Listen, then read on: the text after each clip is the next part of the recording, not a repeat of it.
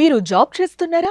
మీ సాలరీని double చేసుకోవాలని అనుకుంటున్నారా? 2x your salary online కోర్సులో జాయిన్ అవ్వండి. రెగ్యులర్ కౌన్సిలింగ్ ఉండాలి, రెగ్యులర్ కేర్ టేకర్ ఉండాలి, రెగ్యులర్ వార్డెన్ ఉండాలి. ఇవన్నీ కూడా వ్యవసాయ కళాశాలలో ఏవీ కనబడటం లేదు మనకు.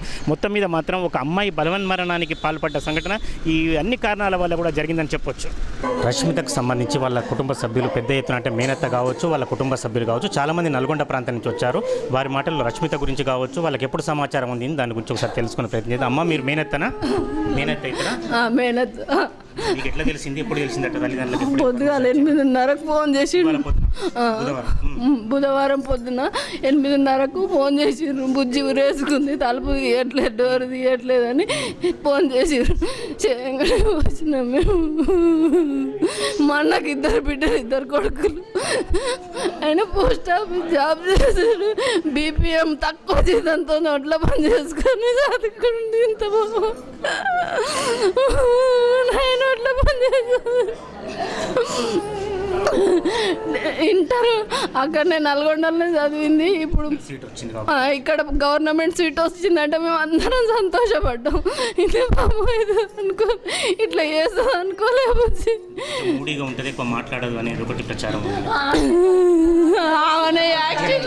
మొత్తానికి ఆమెనే మంచిగా ఉంటుంది.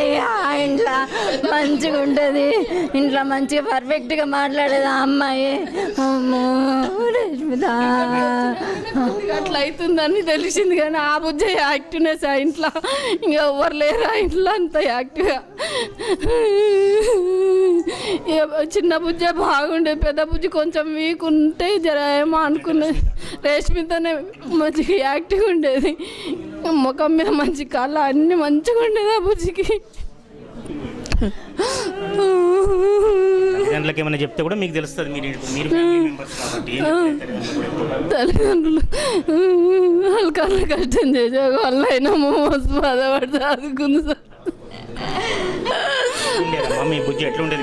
మంచిగా ఉండేది నాయన, మంచిగా ఉండేది. మేము తినకుండా తినకపోయేది నాయన, మంచిగా ఉండేది నాయమ్మ. అందరికీ తినిపించుకునేది నాయన. నేను నా కొడుకు 4 పిల్లలంటే బాధపడలేదు నాయన. ఓరని అన్నా కానీ తిట్టేది నాయన. నేను ఏం చెప్పలేదు నాయన. మాకు చదువు వల్ల ఏం టెన్షన్ లేదా బుజ్జికి, మంచి మార్కులు తెచ్చుకునేది. నాయన లేకుండా తోలకపోతుంది నాయన.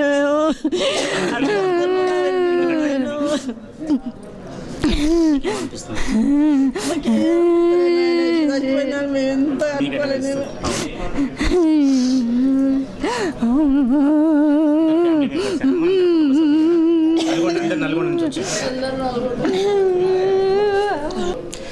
రష్మిక మృతికి సంబంధించి వ్యవసాయ విశ్వవిద్యాలయానికి సంబంధించి వార్డెన్ మనతో ఉన్నారు, సౌజన్య గారు. అసలు వారి మాటల్లో అడిగి తెలుసుకుందాం. ఈ సంఘటన ఎట్లా జరిగింది, వారు ఎట్లా చూస్తున్నారు? మేడం చెప్పండి. నమస్తే అండి, నా పేరు సౌజన్య. నేను ఇక్కడ గర్ల్స్ హాస్టల్ వార్డెన్ని, అగ్రికల్చర్ కాలేజ్ వరంగల్. రష్మిక మొన్ననే జాయిన్ అయింది, ఫస్ట్ ఇయర్ స్టూడెంట్. జాయిన్ అయిన తర్వాత తనకి సబ్జెక్ట్స్ అర్థం కావట్లేదు అని ఒక 2-3 సార్లు నా దృష్టికి వచ్చాయి. ఒకసారి వెళ్ళినప్పుడు, నేను బయటకు వెళ్తున్నప్పుడు, నేను అడిషనల్ వార్డెన్ అందరం కలిసి బయటకు వెళ్తున్నప్పుడు వాళ్ళ పేరెంట్స్ వచ్చి ఉన్నారు. ఆ రోజు ఎవరు వార్డెన్ అంటే నేనే. అంటే ఆ రోజు డిస్కస్ చేయడం జరిగింది. 1:30 మాట్లాడాను నేను వాళ్ళతో. ఏంటమ్మా ఏంటి సమస్య అంటే, నేను ఉండలేకపోతున్నాను, ఉండను అని ఏడుస్తుంది. ఎందుకమ్మా అంటే వాళ్ళ పేరెంట్స్ చెప్పారు ఇట్లా సబ్జెక్ట్స్ అర్థం కావట్లేవు అంట. అమ్మాయి కూడా అదే చెప్పింది, సబ్జెక్ట్ అర్థం కావట్లేదు, ఉంటే నేను నా ఫ్రెండ్స్ కన్నా వెనకబడిపోతానేమో అని భయం వేస్తుంది అని మాట్లాడింది. 1:30 నేను చెప్పాను, ఇలా ఉండదు లైఫ్ అంటే, ఇంత చిన్న వాటికి భయపడొద్దు అని చాలా కౌన్సిల్ చేసి, మీ పేరెంట్స్ ఏంటి, నల్గొండ డిస్టిక్ అని చెప్పారు, 4 పిల్లలు అని చెప్పారు, ఎవరెవరు ఏం చేస్తున్నారో చెప్పారు. ఈ 1:30లో చాలా మాట్లాడుకున్నాం. అయిన తర్వాత చెప్పాను, లేదమ్మా నువ్వు ఉండు, నీకు 6 నెలలు చూడు, నీకు నచ్చితే కంటిన్యూ చేయ కోర్సు, లేకపోతే వెళ్ళిపో, ఎవరిదైనా చచ్చిపోయేదాకా అయితే చేయడం ఎందుకు అని కూడా చెప్పిన. నీకు ఎప్పుడు కావాలంటే అప్పుడు ఆ హాస్టల్ నుంచి కూడా పంపించేస్తామని ఫైనల్ వర్డ్ కూడా చెప్పిన. తర్వాత నేను 10 డేస్ ఇంటికి వెళ్తా అన్నది, వెళ్ళింది, వచ్చిన తర్వాత నవ్వుతూ మాట్లాడింది నాతోని. హ్యాపీగా ఇప్పుడు రష్మిక మంచిగానే ఉంటావా అంటే, ఉంటా మేడం, మా అమ్మని ఒక 4 రోజులు ఉంచుకుంటా అన్నది. యాక్చువల్లీ ఈ హాస్టల్స్లో పేరెంట్స్ని మేము ఎలో చెయ్యం, కానీ ఇంకా అమ్మాయి కొంచెం బాధలో ఉంది కదా అనేసి నేనే సరే అని చెప్పేసి ఓకే అని చెప్పి ఉండమన్నాం. తర్వాత మళ్ళీ ఇంకొక వారానికి మళ్ళీ వచ్చింది, మేడం మళ్ళీ మా అమ్మని తెచ్చుకుంటున్నాను ఉంటుంది ఒక 5 రోజులు అంది. అప్పుడు కూడా సరే అన్నాను, చిన్నపిల్ల కదా ఇంకా కోపపోవాలి. వాళ్ళ మదర్ కూడా నిన్న లేదు, అంతకుముందు వారం రోజులు ఉన్నది. సరే అని ఉన్నాం. తర్వాత బెడ్ ఛార్జెస్ వేస్తాం మేము హాస్టల్లో, అయినా కూడా బెడ్ ఛార్జెస్ వద్దు మేడం అంది. సరే పిల్లలు కదా అంత అమౌంట్ బాధపడతారేమో అని చెప్పేసి దానికి కూడా నేను ఓకే అని చెప్పిన. బెడ్ ఛార్జెస్ కూడా ఏం లేవు, మీ అమ్మని ఉన్నదా ఓకే, కానీ మళ్ళీ తెచ్చుకుంటే వేరే వాళ్ళు కూడా అంటే బాగుండదమ్మా అని చెప్పిన. సరే మేడం అన్నది, నవ్వుకుంటూ వెళ్ళిపోయింది, అంతా అయిపోయింది. ఈరోజు శివరాత్రి కాబట్టి పిల్లలందరూ మేము ఇదే ఉన్నాం. నేను అడ్వైజర్కి కూడా చెప్పాము, అడ్వైజర్ కౌన్సిల్స్ నడుస్తుంటాయి మాకు, సొంత పిల్లల్లా చూసుకుంటాం ఇక్కడ. మేము ఎవరం కూడా మా పిల్లలు వేరు వీళ్ళ పిల్లలు వేరు అని కూడా, మా ఏజ్ డిఫరెన్స్ తక్కువ ఉన్న పిల్లలకి మాకు we feel them like A kids లాగానే ఉంటాం. మేము సెల్ఫ్ ఫైనాన్స్ వాళ్ళకి మాకు ఇంకా ఇవ్వాల్సిన అవసరం లేదు అకామిడేషన్. యాక్చువల్గా మాకు అకామిడేషన్ కూడా లేదు, కానీ మేము అడ్జస్ట్ చేయించి సెల్ఫ్ ఫైనాన్స్ వాళ్ళ పిల్లలు బయట నుంచి వస్తే అమ్మాయిలు ఎంత ఇబ్బంది పడతారో, మన పిల్లలు కదా మన కాలేజీలో చదువుతున్నారు వాళ్ళని ఇబ్బంది పెట్టొద్దని చెప్పేసి అన్ని మంచాలు అప్పటికప్పుడు కొని, ఎవ్రీథింగ్ అప్పటికప్పుడు కొని, మొత్తం రూమ్స్లో ఒక్కొక్కరిని ఒక ఎక్స్ట్రా వేసి అడ్జస్ట్ చేయించి వాళ్ళందరికీ అకామిడేషన్ ఇవ్వడం జరిగింది. అండ్ ఫుడ్ కూడా వాళ్ళు పెట్టుకునేదే, వాళ్ళు మార్నింగ్ ఏం బ్రేక్ఫాస్ట్ పెట్టుకోవాలి, మధ్యాహ్నం ఏం పెట్టుకోవాలి, మొత్తం మెను అంతా వాళ్ళే. స్టూడెంట్ రన్ మెస్ ఇది. ఇక్కడ ఎవ్వరు కూడా వార్డెన్ అంటే జస్ట్ అక్కడ అన్ని సక్రమంగా జరుగుతున్నాయా అని లేవి చూడడం వరకే. వాళ్ళు వెళ్ళి ప్రొవిజన్స్ కూడా వాళ్ళే కొనుక్కొచ్చుకుంటారు, డబ్బులు కూడా వాళ్ళే కడతారు. ఎక్కడ కూడా మాదేముండదు. ఎస్టాబ్లిష్మెంట్స్ వచ్చిన దాంట్లో ఖర్చులు కావాలన్నప్పుడు మేము ఇస్తాం.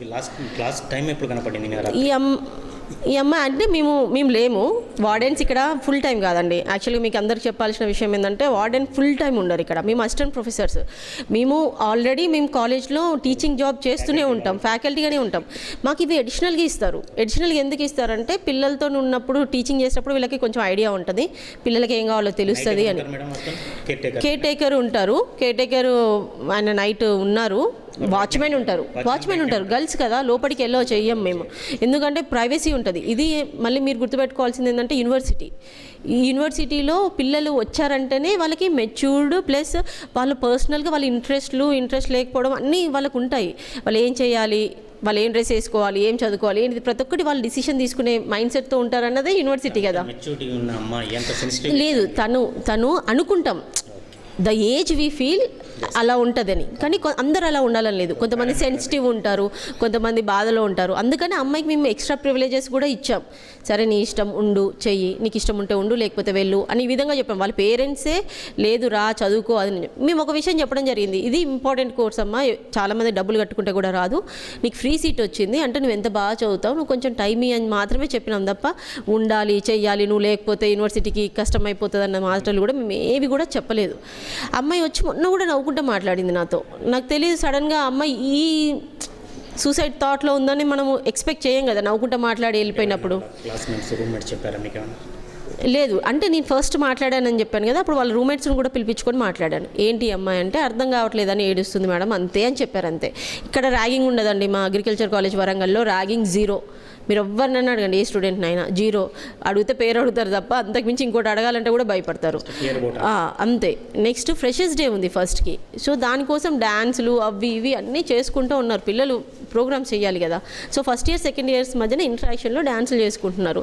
ఆ డ్యాన్స్కి అమ్మాయి ఒకటి ఉన్నది, అందుకని ఇద్దరు రూమ్మేట్స్ ఏమో పండగకి వెళ్ళారు. ఈరోజు శివరాత్రి ప్రచారంలో సౌజన్య గారి ప్రాబ్లం ఏంటంటే ఇంటర్మీడియట్ వరకు ఎలాంటి ఫియర్ లేకుండా అందరితో యాక్టివ్గా ఉండే అమ్మాయి ఈ అమ్మాయి రష్మిత అని. రెండవ అంశం ఏంటంటే కనీసం ఇన్సిడెంట్ జరిగిన రోజే రూమ్మేట్స్ అందరూ మాయమవటం ఏమిటి అనేది ఒక బయట ప్రశ్న. అదే చెప్తున్నానండి. ఈరోజు మహాశివరాత్రి అందరికీ పెద్ద పండగ ఇది, మీరు నమ్మినా నమ్మకపోయినా. నాకు కూడా పెద్దదే. నేను హైదరాబాద్కి వెళ్ళాను, ఉరుక్కుంటూ వచ్చాను ఈరోజు పండగ అయినా కూడా, ఎందుకంటే మన పిల్లలకి జరిగిందని. అట్లాంటిది వాళ్ళు వెళ్తామన్నారు. అప్పటికి కూడా నేను అన్న వెళ్ళే వాళ్ళని, అంత అవసరమా ఇప్పుడు ఇంత చిన్నపిల్లలకి ఎందుకు అవసరమా అన్న, కానీ వెళ్ళారు. మనం ఆపలేము, అది వాళ్ళ ఇష్టం. మీకు ఆల్రెడీ చెప్పాను ఇది యూనివర్సిటీ, వాళ్ళ ఇష్ట ప్రకారం వెళ్ళొచ్చు రావచ్చు. 21 ఇండిపెండెన్స్ ఉంటుంది. 21 days మెసేజ్ అయితే మేము బిల్ అయితే వేస్తాం, మీరు ఎన్ని రోజులు ఉండరు లేదన్నది మీరు డిసైడ్ చేసుకోవాలి. సో ఆ విధంగా వాళ్ళు ఇద్దరు వెళ్ళారు. కానీ ఆ ఇద్దరు రూమ్మేట్స్ రష్మిక రూమ్మేట్సే అని మేము ఎక్స్పెక్ట్ చెయ్యం కదా, నెంబర్ 1. ఇంకో అమ్మాయి ఉంది, ఆ అమ్మాయి నైట్ 12:31కి వచ్చి డోర్ కొడితే ఫోన్ మాట్లాడుతుందంట. ఫోన్ మాట్లాడుతుంటే నేను మళ్ళీ ఫోన్ మాట్లాడుతున్నా, మళ్ళీ రానే ఏదన్నదో. ఈ అమ్మాయి సరే నువ్వు మాట్లాడు, నేను మళ్ళీ డాన్స్కి వెళ్తున్నా అని చెప్పి కిందికి వచ్చింది. ఫస్ట్ అంటే ఎన్ని రోజులండి, ఇంకా 3-4 days ఉంది అంతే. 3 days కూడా ఉందో లేదో, 28 కాబట్టి ఈ మంత్. సో చాలా తక్కువ టైం ఉంది కాబట్టి వాళ్ళు విగరస్గా ప్రాక్టీస్ చేస్తున్నారు. 1 hour వరకు ఎగ్జామ్స్ అయినాయి. సో కిందికి వచ్చింది, అలసిపోయినట్టుంది, పడుకుంది కిందనే. సరే అమ్మాయి ఉంది కదా అని మనం ఎక్స్పెక్ట్ చేయం కదా. ఇప్పుడు ఎవరు కూడా సూసైడ్ నువ్వు నాతో ఏదైనా షేర్ చేసుకుంటే నేను ఎక్కువ కాన్సన్ట్రేట్ చేస్తాను ఫ్రెండ్గా. ఇప్పుడు నా పక్కన మీరు ఇద్దరు ఫ్రెండ్స్ అనుకోండి, నాకు ఇలా అనిపిస్తుంది అంటే నేను అంటి పెట్టుకొని ఉంటా. కానీ నాకు చెప్పినప్పుడు తనకు కూడా ఏం తెలియదు కదా. ఈ టాపిక్ ఎందుకు వస్తున్నది మేడం? ఇది ఫ్రీ సీటు. మరి నేను వెళ్తా అంటే మీరు పలానా అమౌంట్, ఫిక్స్డ్ అమౌంట్ ఇంత చెల్లిస్తేనే మీకు సర్టిఫికెట్ ఇస్తామని డిమాండ్ చేశారు అని. అది అసలు మీరు ఎవ్వరు వచ్చి చెప్పినా కూడా అది అబద్ధం అండి. ఎందుకు అబద్ధం అంటే ఇది గవర్నమెంట్ కాలేజ్, ఇక్కడ మాకు శాలరీస్ వస్తాయి. ఎవ్వరు కూడా సీట్ క్యాన్సిల్ చేసుకుంటానో, ఎక్కువ మంది వస్తానో శాలరీ పెరగదు, శాలరీ తగ్గదు. మాకు ఎంత రావాలో అంత వస్తుంది మేము చేసే జాబ్కి. వాళ్ళు ఒక సీట్ వర్త్ ఆమె 5 lakhs, ఇప్పుడు 7 lakhs కూడా కాదు, అది తగ్గించేశారు ఈ ఇయర్. సో ఆమె ఫ్రీ సీటు అనుంటే అడ్వైస్ చేస్తుంటే ఇది డబ్బులు పెట్టినా వస్తలేదమ్మా సీటు, నువ్వు చదువుకో, ఆ డబ్బులు నువ్వు సేవ్ చేసిన దాని అవుతావు కదా మీ పేరెంట్స్కి. నేను కూడా చెప్పాను, వాళ్ళ పేరెంట్స్ ముందే చెప్పాను. మీరు ఇంతసేపు మీరు ఉన్నారు కదా వాళ్ళ పేరెంట్స్ ముందే కదా ఇంతసేపు మాట్లాడినా, ఒక్క మాటన వాళ్ళు ఈమె చెప్పింది అబద్ధం అని ఒక్క మాటన అన్నారా? మీరందరూ ఉన్నారు కదా, ఒక్కడు కూడా అన్నారు. ఎందుకంటే నేను అంత జెన్యున్గా వాళ్ళ పేరెంట్స్తోని కూర్చొని మాట్లాడిందాన్ని. నేను వాళ్ళతో కూడా అదే చెప్పిన, ఇది 5 లక్షలు 7 లక్షలు పెడితే రాని సీటు, మంచి చదువుకుంటుంది, చదువుకొనివ్వండి అమ్మాయిని, నువ్వు కూడా చదువుకో తల్లి అని చెప్పాం. అదేవిధంగా సజెషన్ చేసి ఉంటారు తప్ప నువ్వు వెళ్తే సీట్ వేస్ట్ అయిపోతుంది, డబ్బులు వేస్ట్ మాకేం నష్టం అండి, శాలరీ ఏమైనా తగ్గిస్తారా? మేము ఏ విధంగా కూడా దీంట్లో మేము ఇన్వాల్వ్ అవ్వం. వాళ్ళకి ఏ పిల్లలకైనా మేము ఒకటే కోరుకుంటామండి, వాళ్ళని మా పిల్లలాగా చూస్తామని మీకు ఫస్టే చెప్పినాను. అగ్రికల్చర్ కాలేజ్లో మమ్మల్ని మా టీచర్లు అలానే చూసారు. ఎందుకు మేము చూస్తామంటే ఇది మాకు గొప్పతనం కాదు, మా టీచర్లు మమ్మల్ని అట్లా చూసారు, మా అడ్వైజర్ సిస్టమ్ అట్లా ఉంటుంది. అంత మమ్మల్ని చూసారు కాబట్టి మేము కూడా మా పిల్లలకు అట్లనే, మా స్టూడెంట్స్కి అలానే ఇవ్వాలి అనుకుంటాం కదా. ఆ విధంగా మేము క్లోజ్గా మానిటర్ చేస్తూ ఏమైందమ్మా, ఏంటమ్మా, ఏంది నీ ప్రాబ్లమ్స్ ఏంటి. ఇప్పుడు నా అడ్వైజర్ స్టూడెంట్స్ కూడా అడగండి, వాళ్ళ పర్సనల్ విషయాలతో సహా నేను చెప్పమని అడుగుతా, ఏదైనా ఉంటే సజెషన్ చేయొచ్చు అని.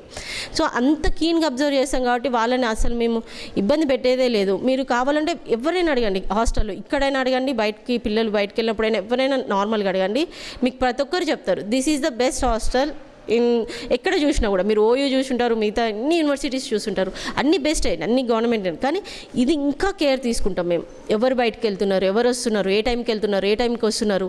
కానీ ఈ లోపట విషయాన్ని మేము కొంచెం ఫ్రీడమ్ ఇస్తాము. మీరు గమనిస్తున్నారో లేదో, ఫ్రీడమ్ లేకపోతే మనుషులు బతకలేరు. ఈ హాస్టల్లో కూడా మొత్తం చుట్టూ మేము కాంపౌండ్ వేసేసాం. ఈ హాస్టల్లో తిరిగేది కూడా మేము ఫ్రీడమ్ ఇవ్వకపోతే వాళ్ళకి హాస్టల్లో ఉన్న ఫీలింగ్ రాదు. వాళ్ళ ఇంటి దగ్గర ఉన్న ఫీలింగ్ రావాలంటే వాళ్ళకి అంతో ఎంతో ఫ్రీడమ్ ఇవ్వాలి. ఆ ఫ్రీడమ్ మేము ఇస్తాం తప్ప మీరు ఇక్కడే ఉండాలి, ఈ రూమ్లోనే పడుకుంటావా లేదా, రూమ్స్ అలాట్ చేస్తాం. ఆ అమ్మాయి కింద పడుకుంది అంటే ఆ అమ్మాయి కొంతే. లాస్ట్లీ చెప్పండి, ఒక ఇన్సిడెంట్ జరిగిన తర్వాత ఎవరైనా కూడా ప్రికాషన్స్ మళ్ళీ తీసుకుంటారు, మీరు కూడా భవిష్యత్తులో ఎలాంటి ఇన్సిడెంట్ జరగకుండా ఇంకేమైనా ప్రికాషన్ తీసుకునే అవకాశం ఉందా? నేను ఇంతకుముందు చెప్పినట్లు కేర్ టేకర్లు కాకుండా పర్మనెంట్ వార్డెన్ కావాలని ఏమైనా డిమాండ్ చేసే అవకాశం? మీరు కరెక్ట్ చెప్పారండి. ఈ ఇన్సిడెంట్ని నేను ఇలా అవుతుందని నేను ఊహించలేదు. కానీ మొన్న మా కొత్త వీసీ వచ్చారు యూనివర్సిటీకి, రాగానే కాలేజ్కి వచ్చారు విజిట్కి. రాగానే ఫస్ట్ నేను అడిగింది, సార్ పర్మనెంట్ వార్డెన్స్ని పెట్టండి హాస్టల్స్కి. ఈ ఇన్సిడెంట్ నేను ఊహించలేదు, ఎవరు ఊహించాం ఇది.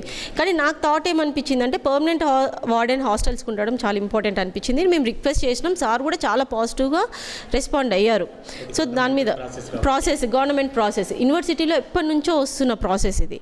దాన్ని చేంజ్ చేసి సిచ్యువేషన్ తీసుకురావాలి అంటే ఒక పాలసీ లాగా తీసుకురావాలి, బోర్డు మెంబర్స్ దగ్గరికి వెళ్ళాలి, అవన్నీ సార్ చేస్తున్నారు. దాని మీద మంచి ఏంటో చెడు ఏంటో చూసుకొని చేస్తారు. అండ్ ఇంకొక విషయం మీరు అడిగింది ఏంటంటే నెక్స్ట్ ఇలాంటి ఫర్దర్గా రిపీట్ అవ్వదని. ఇది మాకు చాలా అంటే చాలా సాడ్ ఇన్సిడెంట్, మీరు నమ్మినా నమ్మకపోయినా. ఆల్రెడీ ఒక అబ్బాయి చనిపోతేనే మేము, అంటే బయట చనిపోయాడు ఆ అబ్బాయి సూసైడ్ చేసుకొని, ఆ అబ్బాయి చనిపోతేనే మేము చాలా రోజులు కోలుకోలేకపోయినాం. అట్లాంటిది ఫ్యూ డేస్ బ్యాక్ అండ్ బయట మనకు సంబంధం లేదు, మా స్టూడెంట్ అంటే ఎవరో మా అవుట్ బ్యాచ్ స్టూడెంట్ పోతేనే అంత బాధపడినాము.